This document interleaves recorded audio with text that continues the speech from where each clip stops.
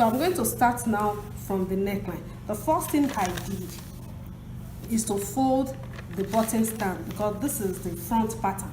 So unlike in the female shirt that we started from the back pattern, in this male shirt we are starting from the front pattern. So I folded the button stand with 1.75. You can also use 2, but shouldn't be more than that. But I am using 1.75. So this is what I folded. Now I'm coming out to the neckline. So the front width is 2.5 inches. So I measure 2.5 inches here for the front width.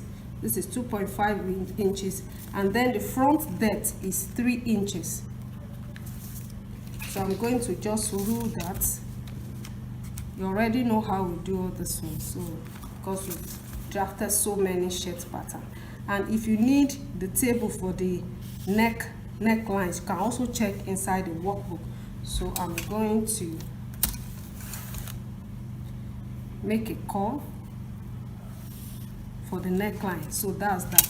Front width is 2.5, front depth for this size 15 neck size, then the front depth is 3 inches. Then I go to the shoulder. Shoulder is 18 inches divided by 2, that is 9 inches.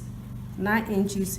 Then I'm actually going to use ½ inch to sew it, but for the sake of drafting the pattern, I'll add a little excess. So I'm going to make it 1 inch for the excess. Do you understand? So I'm adding 1 inch sewing allowance. When I'm trimming down, when I'm sewing, I'm going to use ½ inch finally to sew it. All right, then after that, I'm going to lower, measure 2 inches here.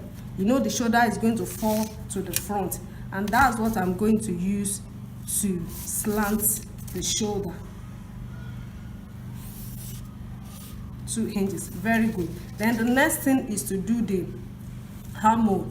Armhole is 17 inches, so I'm going to start measuring it from the upper part. You understand? Because the shoulder is going to fall from the back. Just watch what I'm doing. So this is 17, which is 8.5 divided by 2, that's 8.5. So I'm going to rule across it. I'm going to rule across. Then I'm going to rule down to construct my. Okay, before I do that, I'm going to measure my chest. Chest is 42 divided by 4, that's 10.5. Then I'm adding just 1 inch for sewing allowance. When I want to do the final sewing, I'm going to use just ½ inch, but for the sake of cutting, I'm adding this half inch extra. So I'm going to construct my armhole now. So I'll do my curve. All these ones are no longer nailed. All right, that is that. So I'm now going to the length of the shirt. The length of the shirt is 30 inches. See where I'm starting from. Watch where I'm starting the measurement from. 30 inches, and then I'll add 1 inch for the hem. Then the half length for the waist is going to be around 18.5. Then I'm going to rule all these points. I'm ruling this for the waistline, then I'm ruling this for the hem line too as well for the shirt. Now I'm going to, like on the waistline, I said I'm just going to reduce what is on the chest with 1 inch. So what's the total here? 11.5. Then I'll measure 10.5 here. It's going to be a smart fit shirt. Then what is here? This 11.5. I'm going to put it here also on the hip. Everybody's size, you have both the chest and the hip, you know, almost the same thing. So I'm going to connect the lines, the points together. Okay, that is good. Now for the curve at the lower part, okay, I'm just going to make a curve So that is that about the front pattern of a male dress shirt. Now the next thing now is just to go and cut it. So cut,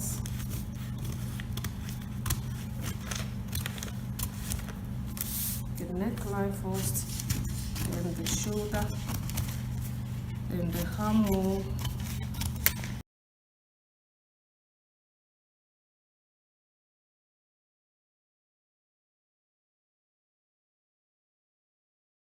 this is the front pattern of a male dress shirt. Now let's go and draft the back pattern.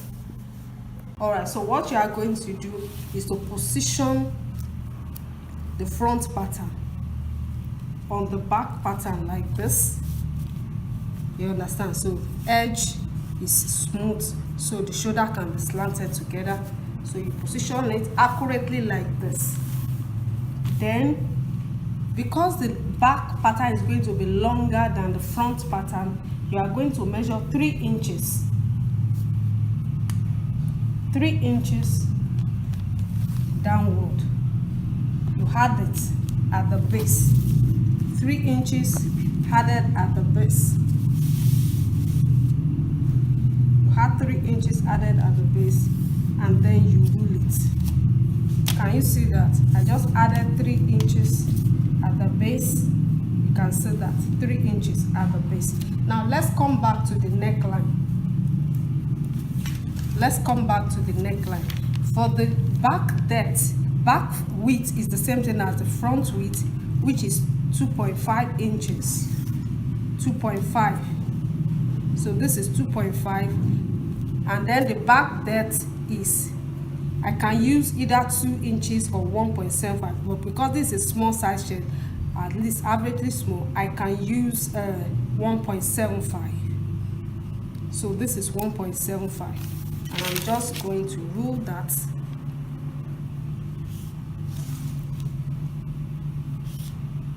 Then I'll use my ruler to cover it.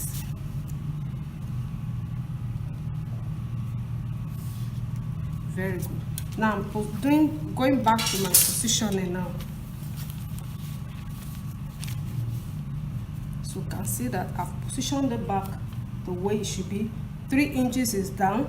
Then I've done the neckline. You can see I've done the neckline. So the next thing now is to cut the neckline and then shape that shoulder together with that of the front.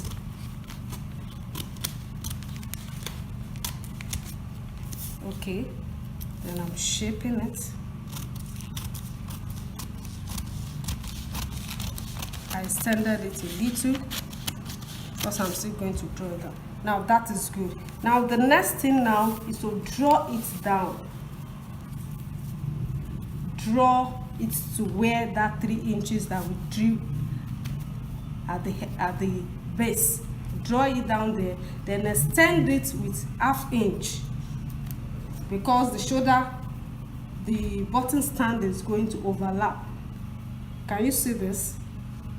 The way I extended it out. All right. Now the next thing is to bring down the shoulder to fold.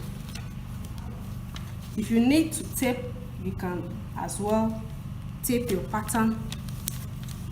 So this is the next thing, is to fold the neckline over the shoulder, fold the shoulder of the back on that of the front with just ½ inch. Call it back yoke. You understand? I folded it, and you can see, watch my neckline, that when I folded it, the neckline is still aligned. Can you see it? It's still aligned. And then look at the base also.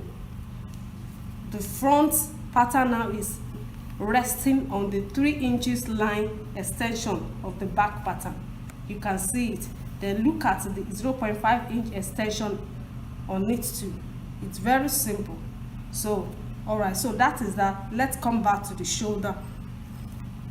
So I'm going to check my shoulder again. Shoulder is 18 divided by 2, which is 9 inches.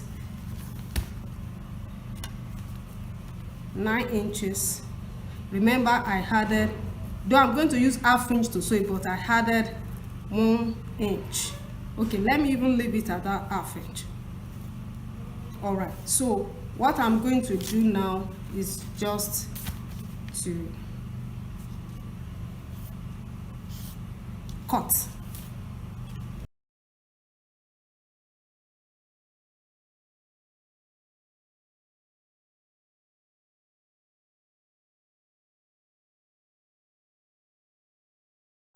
Make sure you notch the edge. Now this is not all. The next thing we are going to do now is to make the back yoke. You understand? You know, I said that there is a back yoke at the back pattern. So for the back yoke, you are just going to measure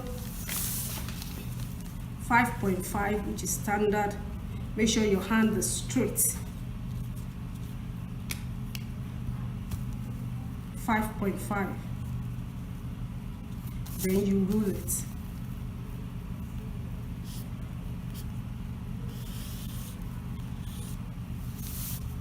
Then that's just it. You are going to cut it.